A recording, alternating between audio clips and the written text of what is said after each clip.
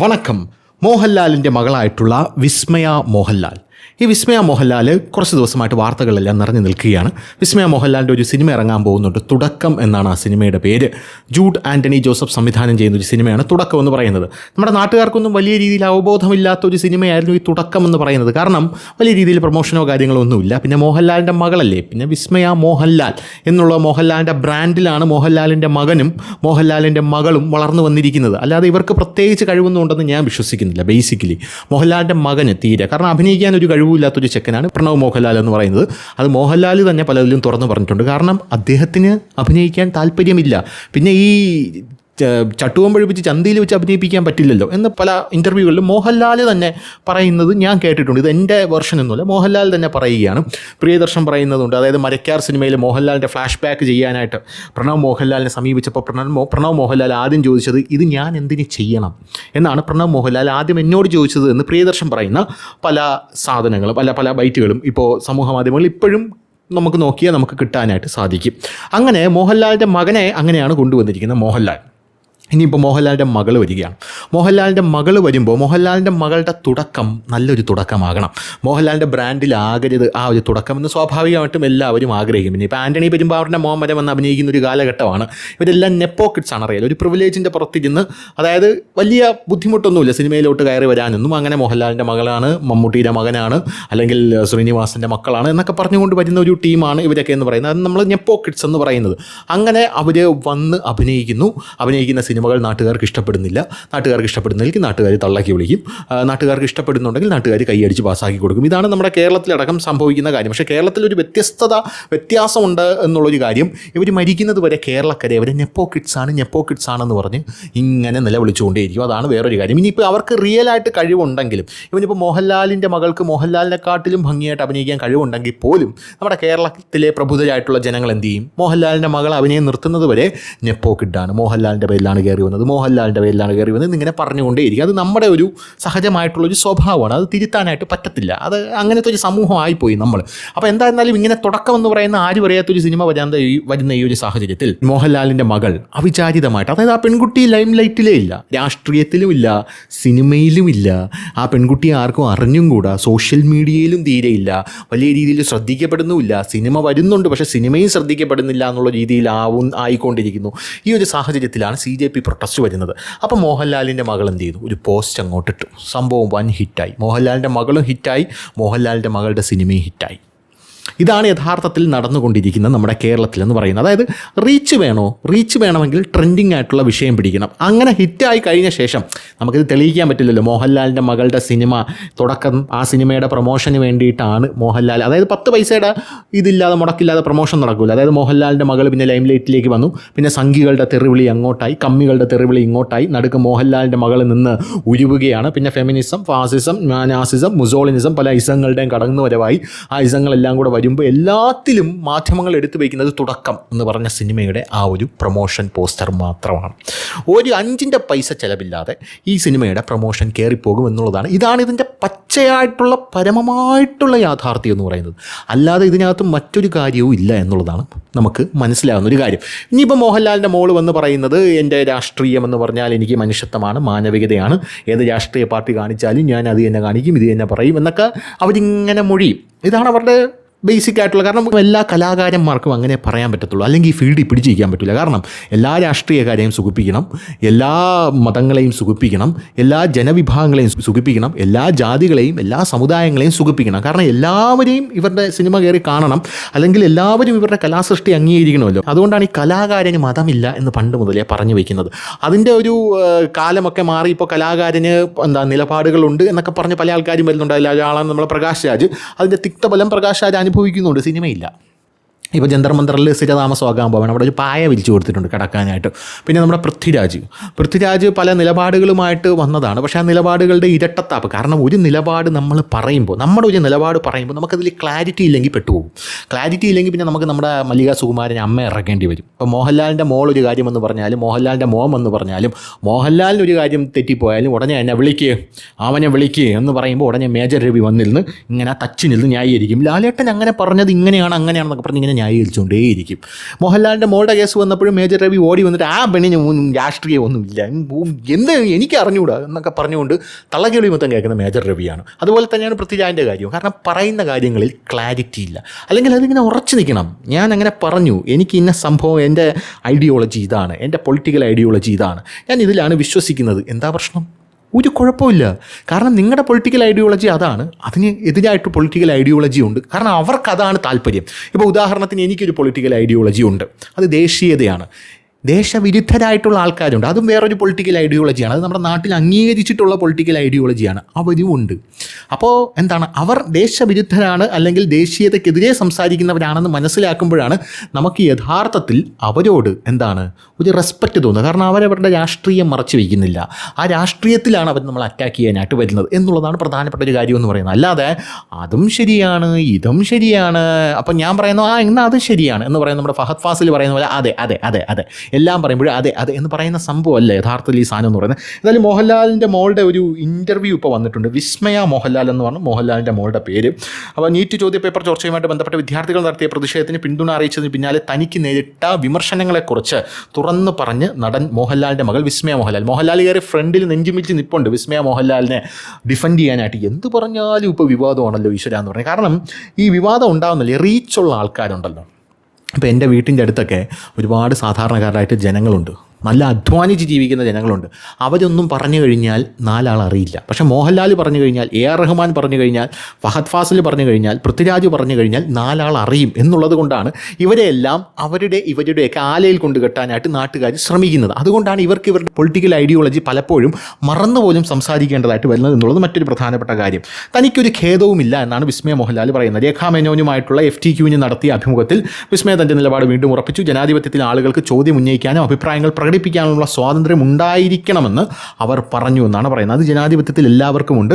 അതുകൊണ്ടാണല്ലോ പ്രധാനമന്ത്രിയുടെ അമ്മയ്ക്കൊക്കെ വിളിച്ചിട്ട് അങ്ങേര് ക്ഷമിച്ച് വിടുന്നത്. അങ്ങേര് പറഞ്ഞ കുഴപ്പമില്ല, ഞാൻ ക്ഷമിച്ചു എന്നാണ് പ്രധാനമന്ത്രി പറയുന്നത്. പക്ഷേ പുള്ളി ക്ഷമിച്ചാലും നിയമം ക്ഷമിക്കില്ലല്ലോ. നിയമത്തിൻ്റെ വഴിക്ക് പോകുമല്ലോ. അതായത് എനിക്കൊരു മകനുണ്ട്, ആ മകനെ ഒരുത്തം വന്ന് കൊന്നു കളഞ്ഞു, ഞാൻ പറയുകയാണ് അവനെ കൊന്നവനോട് ഞാൻ ക്ഷമിച്ചു എന്ന് പറഞ്ഞാൽ നിയമം എന്ത് പറയും? എങ്കിൽ പിന്നെ എല്ലാവർക്കും അങ്ങനെ ക്ഷമിച്ചാൽ പോരെ. എന്തിനിവിടെ നിയമം? ഒരുത്തൻ കൊന്നവൻ്റെ അച്ഛനോ അമ്മയോ അവനോട് ക്ഷമിച്ചു എന്ന് പറഞ്ഞാൽ പോരെ. അതുകൊണ്ട് നിയമത്തിൻ്റെ വഴിക്ക് പോകും. എന്തായാലും ബലപ്രയോഗത്തെക്കാൾ സംഭാഷണത്തിന് എപ്പോഴും മുൻഗണന നൽകണമെന്ന് അവരുടെ അഭിപ്രായത്തിൽ പറയുന്നു. രാഷ്ട്രീയ വ്യത്യാസങ്ങൾക്ക് അതീതമായി മനുഷ്യത്വം നിലനിൽക്കണമെന്ന് അവർ ഞാൻ പറഞ്ഞില്ലേ, ഈ മനുഷ്യത്വമൊക്കെയാണ് ഇവർക്ക് ഇങ്ങനെ ഊന്നി നിൽക്കേണ്ടത്. ഇപ്പോൾ മോഹൻലാലിൻ്റെ മകൾക്ക് അവിടെ വിദ്യാർത്ഥികളെ അടിക്കുന്നത് കണ്ടു എന്ന് പറഞ്ഞുകൊണ്ടാണ് മോഹൻലാലിൻ്റെ മകൾ ഫ്രണ്ടിലേക്ക് വരുന്നത്. വിദ്യാർത്ഥികളെ ഭയങ്കരമായിട്ട് അടി നടന്നു, ഇല്ലെന്നൊന്നും ഞാൻ പറയുന്നില്ല. കൊൽക്കട്ടയിലും പിന്നെ ബീഹാറിലും അടിച്ചു ഉരുട്ടി നല്ല പോലെ അടി കൊടുത്തു. ഈ അടി കൊടുത്തത് ആർക്കാണ്? ഈ അടി കൊടുത്തത് അവിടെ പ്രധാനമന്ത്രിയുടെ അമ്മയ്ക്ക് വിളിച്ചവന്മാർക്ക് അടി കൊടുത്തു. മെലോണിയുടെ ഡാഷിൽ നിന്ന് ഇറങ്ങി വാടാ പ്രധാനമന്ത്രി എന്ന് മുദ്രാവാക്യം വിളിച്ചവർക്ക് അടി കൊടുത്തു. നല്ല രീതിയിൽ അടി കൊടുത്തു. നല്ല രീതിയിൽ അടി കൊടുത്തു. പ്രധാനമന്ത്രി നരേന്ദ്രമോദിയുടെ അമ്മയുടെ ജനനേന്ദ്രിയം വരച്ച് കളിയാക്കിയവർക്ക് അടി കൊടുത്തു. പ്രധാനമന്ത്രിക്ക് നേരെ ലൈംഗിക അധിക്ഷേപം നടത്തിയവർക്ക് അടി കൊടുത്തു. പ്രധാനമന്ത്രിയുടെ അമ്മയ്ക്ക് നേരെ ബലാത്സംഗ ആഹ്വാനം നടത്തിയ ആൾക്കാർക്ക് അടി കൊടുത്തു.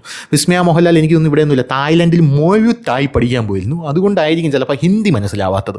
അവർക്കൊക്കെ അടി കൊടുത്തു. അങ്ങനെ അടി കൊടുക്കും, ഇനിയും കൊടുക്കും. അതിപ്പം നാളെ രാഹുൽ ഗാന്ധി പ്രധാനമന്ത്രിയായാലും അല്ലെങ്കിൽ ആര് പ്രധാനമന്ത്രിയായാലും, ഒരു ചായക്കടക്കാരൻ പ്രധാനമന്ത്രിയായിരിക്കണം എന്ന് പറഞ്ഞുകൊണ്ട് അയാളുടെ അമ്മയെ അധിക്ഷേപിച്ച് കഴിഞ്ഞാൽ കേട്ടോണ്ടിരിക്കും എന്ന് വിചാരിക്കുന്നത് ശരിയല്ലല്ലോ. ഇനിയിപ്പോൾ കോൺഗ്രസ് ഡൈനാസ്റ്റിയിൽ ആരെങ്കിലും പ്രധാനമന്ത്രിയായി കഴിഞ്ഞാൽ അവർ ഇടിച്ചുരുട്ടിക്കോളൂ, അത് വേറെ കാര്യം. നമുക്ക് ഇന്ദിരാഗാന്ധിയുടെ അടിയന്തരാവസ്ഥ കാലമൊക്കെ അറിയാമല്ലോ. അടിയന്തരാവസ്ഥ കാലത്ത് ഇന്ദിരാഗാന്ധി എന്തൊക്കെയാണ് ചെയ്തത്, എങ്ങനെയാണ്, അതായത് പുരുഷന്മാർക്ക് പോലും പുറത്തിറങ്ങാൻ പറ്റൂലായിരുന്നു. ഞാൻ വിസ്മയ മോഹൻലാൽ ഇത് കാണുന്നുണ്ടെങ്കിൽ അത് കേൾക്കാൻ വേണ്ടിയിട്ട് പറയുക. പുരുഷന്മാർക്ക് പുറത്തിറങ്ങാൻ പറ്റാത്ത കാര്യം, ഈ പുരുഷന്മാർ പുറത്തിറങ്ങി കഴിഞ്ഞാൽ ഉടനെ സഞ്ജയ് ഗാന്ധി ഇവരെ പിടിച്ചുകൊണ്ട് പോയിട്ട് ഇവരെ വന്ധീകരിച്ച് വിടും. എങ്ങനെ ഇരിക്കുന്നു? ഇവരെ വന്ധീകരിച്ച് വിടും. അതായത് നമ്മുടെ നാടെന്ന് പറയുന്നത്. എന്നിട്ട് അടിയന്തരാവസ്ഥ പിൻവലിച്ചു കഴിഞ്ഞ ശേഷം കേരളത്തിൽ കോൺഗ്രസ് വൻ ഭൂരിപക്ഷത്തോടു കൂടിയാണ് ജയിച്ചത്. സകല സംസ്ഥാനങ്ങളിലും കോൺഗ്രസ് തകർന്ന് തരിപ്പണമായപ്പോൾ കേരളത്തിൽ മാത്രം കോൺഗ്രസ്സിന് ഗംഭീരമായിട്ടുള്ള ഭൂരിപക്ഷമായിരുന്നു എന്നുള്ളതാണ്. അതാണ് നമ്മുടെ പ്രബുദ്ധർ. അതായത് നമ്മൾ ആരെന്ത് ചിന്തിക്കുന്നു അതിനെപ്പോഴും ഓപ്പോസിറ്റായിട്ട് ചിന്തിക്കുന്ന ഒരു ടീമാണ് നമ്മളെന്ന് പറയുന്നത്. അങ്ങനെയാണ് കേരളത്തിൽ അന്ന് സംഭവിച്ചത്. എന്തായാലും പിള്ളേരെ അടിക്കുന്നത് കണ്ടു. ആ അടിക്കുന്നത് കണ്ടപ്പോൾ എനിക്ക് വിഷമമായി എന്നാണ് ഇവർ പറയുന്നത്. ഞാനൊരു വിഷ്വലി കാണിക്കാം. യഥാർത്ഥത്തിൽ എന്താണ് ജന്തർ മന്ദറിൽ നടക്കുന്നത്. ജന്തർ മന്ദറിൽ അതായത് ഒരു ലോഡ് ആൾക്കാർ അവിടെ ഫോണും ഈ മാധ്യമങ്ങളെയും പിന്നെ ഈ പോലീസിനെയും ടാർഗറ്റ് ചെയ്ത് നിൽക്കുകയാണ്. പോലീസിന് നിന്ന് തിരിയാൻ സാധിക്കില്ല. കാരണം നിന്ന് തിരിഞ്ഞു കഴിഞ്ഞാൽ ഇവർ ഉടനെ തന്നെ പോലീസിൻ്റെ വിഷ്വൽസ് എടുത്ത് അത് സോഷ്യൽ മീഡിയയിലിട്ട് വലിയ രീതിയിൽ പ്രചരിപ്പിക്കാൻ ഇവർ അതായിരുന്നു ഇവരുടെ ടൂൾ, ബേസിക് ടൂൾ എന്ന് പറഞ്ഞാൽ അതാണ്. അതുകൊണ്ടാണ് ഈ ഇൻഫ്ലുവൻസർമാർക്കെതിരെയൊക്കെ കേസെടുത്തത്. കാരണം കലാപം ഇഗ്നൈറ്റ് ചെയ്യപ്പെടും. ഇതാണ് നേപ്പാളിൽ നടന്നത്, ബംഗ്ലാദേശിൽ നടന്നത്. നേപ്പാളിൽ KP ശർമ്മ ഒലി എന്ന് പറയുന്ന അവിടെയുള്ള പ്രധാനമന്ത്രി രാജിവെച്ചിട്ട് അയാൾ പറഞ്ഞു ഞാൻ വെടിവെക്കാനൊന്നും ഉത്തരവിട്ടില്ല. പിന്നെ ഇത്രയും വെടി കൊണ്ട് ഇത്ര എണ്ണം ചത്തത് എങ്ങനെയാണെന്ന് എനിക്കറിയില്ല എന്നാണ് ശർമ്മ ഒലി പറഞ്ഞത്. ആ വെടി കൊണ്ട് പിള്ളേർ മരിച്ചു വീഴുമ്പോൾ ആ ഡെഡ് ബോഡീസിൻ്റെ ഫോട്ടോ എടുത്ത് സോഷ്യൽ മീഡിയയിലിട്ട് ഇത് ഇഗ്നൈറ്റ് ചെയ്യുക, ഇതാണ് പരിപാടി എന്ന് പറയുന്നത്. ഈ പരിപാടി ആരാണ് ചെയ്യുന്നത് എന്ന് ആർക്കും അറിയില്ല, പക്ഷേ ഇതിങ്ങനെ നടക്കുന്നുണ്ട്. അപ്പോൾ ഈ സംഭവമാണ് അവിടെ ഉള്ളത്. പക്ഷേ നമ്മൾ അത്തരത്തിലുള്ള അനിഷ്ട സംഭവങ്ങളെ പോലീസിനോട് പറഞ്ഞു വിദ്യാർത്ഥികളെ അടിക്കരുത്. അടിച്ചു കഴിഞ്ഞാൽ യവന്മാരെന്ത് ചെയ്യും? യവന്മാർ ഇത് അവിടെ നിൽക്കുന്നത് വിദ്യാർത്ഥികളല്ല, ഒന്നാമത്തെ കാര്യത്തിൽ ലെഫ്റ്റ് ലിബറൽസ് ആയിട്ടുള്ള കുറേ കിഴങ്ങുകളാണ്. അവന്മാരെന്ത് ചെയ്യും? ഇത് വീഡിയോ എടുത്ത് സോഷ്യൽ മീഡിയ വന്നിരിക്കുന്നത് ആരാണ്? വന്നിരിക്കുന്നത് 10K ഫോളോവേഴ്സ്, 11K ഫോളോവേഴ്സ്, പിന്നെ റീച്ച് കൂട്ടാനായിട്ട് വെമ്പി നിൽക്കുന്ന കുറേ ടീമുകൾ, പിന്നെ ഈ സോഷ്യൽ മീഡിയയിൽ അർത്ഥനഗ്ന വസ്ത്രധാരികളായിട്ട്, ഞാനതിനെതിരല്ല കേട്ടോ, നിങ്ങൾ ചെയ്തോ, ഞാൻ പറഞ്ഞതേ ഉള്ളൂ.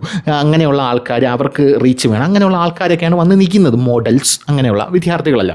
അവരെന്ത് ചെയ്യും? ഈ പോലീസ് ലാത്തി വീശുന്നതും അടിക്കുന്നതും കൃത്യമായിട്ട് എടുത്തിടും. പക്ഷേ അതിന് മുമ്പ് യുവന്മാർ പോലീസിനെ അടിച്ചതുമാതിരി കാണിക്കില്ല. ഉദാഹരണത്തിന് ഞാനൊരു വിഷ്വൽ ഇപ്പോൾ കാണിച്ചു തരാം. ഈ വിഷ്വൽ കാണുമ്പോൾ നിങ്ങൾക്ക് എന്താണ് തോന്നുന്നത്?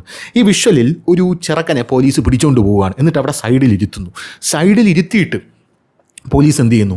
ഈ ചെറുക്കൻ്റെ എനിക്കൊന്ന് ഗേൾ ഫ്രണ്ട് ആണെന്ന് തോന്നുന്നു, ഗേൾ ഫ്രണ്ട് ഓടി വന്നിട്ട് വെള്ളം കൊടുക്കാൻ പോകുമ്പോൾ പോലീസ് പറഞ്ഞു ഇങ്ങതാ ഞാൻ കൊടുക്കാമെന്ന് പറയുന്നു, പോലീസ് വെള്ളം കൊടുക്കാമെന്ന് പറയുന്നു. അപ്പോൾ ഈ പെൺകുട്ടി പറയുന്നു ഡോണ്ട് ടച്ച്, അവനെ തുടരുത് എന്ന് പറയുന്നു.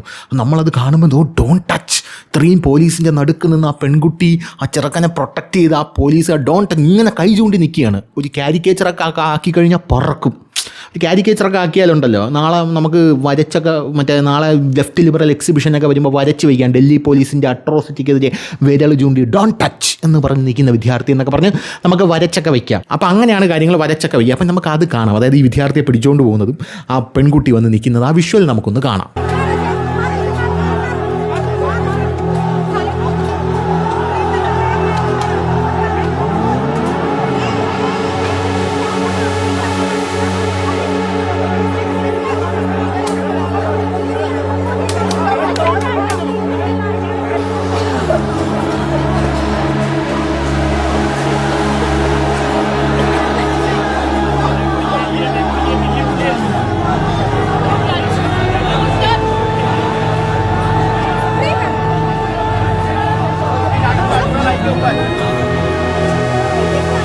ഇനി ഇതിൻ്റെ യഥാർത്ഥത്തിലുള്ള വിഷ്വൽ എന്താണ്? അത് ഞാൻ നിങ്ങൾക്ക് കാണിച്ചു തരാം. അതായത് ഈ ചെറുക്കൻ, ഡൽഹി പോലീസ് അവിടെ കയ്യും കെട്ടി ചുമ്മാ നിന്നപ്പോൾ അവരുടെ മുഖത്ത് പെപ്പർ സ്പ്രേ അടിച്ചു. അതിൽ വിസ്മയ മോഹൻലാൽ എന്ന് പറയുന്ന പെൺകുട്ടി ഈ പെപ്പർ സ്പ്രേ എന്ന് പറയുന്ന സാധനം ഉണ്ടല്ലോ, അതെടുത്ത് കണ്ണിലോട്ടൊന്ന് അടിച്ചു പോകണം. എങ്ങനെയായിരിക്കും അതിൻ്റെ നീറ്റലും വേദനയും? അത് കഴിഞ്ഞ് നമ്മൾ ഛർദ്ദിക്കും. ഡൽഹി പോലീസും മനുഷ്യരാണ്. ആ പെപ്പർ സ്പ്രേ എടുത്ത് ഈ പോലീസിൻ്റെ മുഖത്ത് കണ്ണിലടിക്കുകയാണ്. പോലീസ് അവനെ പിടിച്ചു, അവനെ അടിച്ചില്ല. അപ്പോഴും പോലീസ് അടിച്ചില്ല. ഡൽഹി പോലീസ് എന്ന് പറഞ്ഞാൽ ഏറ്റവും വൃത്തികെട്ട പോലീസാണ് ഈ അടിയുടെ കാര്യത്തിൽ. ഇടിച്ച് ഉരുട്ടി കളയാമാരും. അപ്പോഴും അടിച്ചില്ല ഡൽഹി പോലീസ്. അവനെ പിടിച്ചോണ്ട് പോയി അവനെ സൈഡിലിരുത്തി. എന്നിട്ട് അവൻ്റെ കാമുകി വന്നിട്ട് അവന് വെള്ളം കൊടുക്കാൻ പോകുമ്പോൾ പോലീസ് പറയുന്നു ഞങ്ങൾ കൊടുക്കാം, ഇങ്ങ് തന്നോളൂ മോളെ എന്ന് പറയുമ്പോൾ അവൾ ഡോണ്ട് ടച്ച് എന്ന്. ഇടിച്ച് ഉരുട്ടണ്ടേ ഇതിനെയൊക്കെ? അത് കൊള്ളാം, ഡോണ്ട് ടച്ച്. ഡൽഹി പോലീസിൻ്റെ കണ്ണിൽ പെപ്പർ സ്പ്രേ അടിച്ചത്. ഇനി വേറെ ആ വിഷ്വൽ പൂർണ്ണമായിട്ട് നമുക്കൊന്ന് കണ്ടിട്ട് വരാം.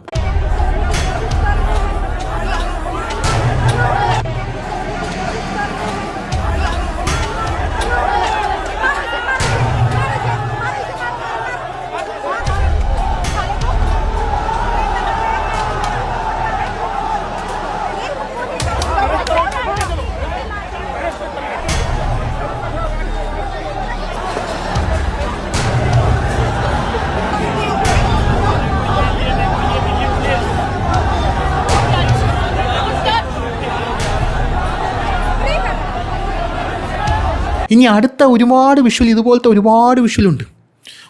ഇതിനകത്ത് ഇടാൻ പറ്റാത്തത് കൊണ്ട് ഞാൻ ഇടാത്തതാണ്. അതായത് പോലീസ് വണ്ടിയിൽ കയറി നിൽക്കുന്ന ഒരുത്തൻ, അകത്തേക്ക് കയറ്റിയ ഒരുത്തൻ പോലീസ് വണ്ടിയുടെ പുറത്തേക്ക് തലയിട്ടിട്ട് അവൻ്റെ സിബൂരി മാസ്ട്രബേറ്റ് ചെയ്യുകയാണ്. പോലീസിനെ നോക്കി മാസ്ട്രബേറ്റ് ചെയ്യാണ്. ഒരു പോലീസുകാരൻ എന്ത് ചെയ്തു? അവനെ ഇറക്കി ഇങ്ങനെ പിടിച്ച് പുറത്തിറക്കുന്ന തൊട്ടാണ് പുറത്തിറക്കുന്നത് തൊട്ട് വിഷ്വൽ. അതിൽ കുറേ പോലീസുകാർ ഒരുത്തനെ വണ്ടിയിൽ നിന്ന് പിടിച്ച് പുറത്തിറക്കുന്നു, മർദ്ദിക്കാനായിട്ട് ഇറക്കുന്നു. ഈ വിഷ്വലാണ് സത്യം പറഞ്ഞാൽ പ്രചരിപ്പിക്കപ്പെടുന്നത്. ഇതാണ് ഇങ്ങനെ പ്രചരിക്കുന്നത്. ആ പുറത്തിറക്കുന്ന മറ്റേ അവന്മാരൊരു പാട്ടുണ്ടല്ലോ, ഹം ദേഖേംഗേ സാഗർ കി ഗുണിയാ കെ ഗണിയാ ഗുണിയ എന്നൊക്കെ പറഞ്ഞിങ്ങനെ ഉണ്ടല്ലോ. ആ പാട്ടൊക്കെ എടുത്തിട്ട് എന്ത് ചെയ്യും, ഇതിങ്ങനെ പ്രചരിപ്പിക്കുകയാണ്. അപ്പോൾ ഇങ്ങനെ ഒരുപാട് വിഷ്വൽസ് പ്രചരിക്കുന്നു. സോഷ്യൽ മീഡിയയിൽ കാണുന്നതൊന്നും സത്യമല്ല. ഇൻസ്റ്റാഗ്രാമിനും ഫേസ്ബുക്കും ആണ് ആ സമയത്ത് നമ്മുടെ രാജ്യത്ത് എങ്ങനെ വിദ്യാർത്ഥി പ്രക്ഷോഭം മുന്നോട്ട് പോകണമെന്ന് തീരുമാനിച്ചത്.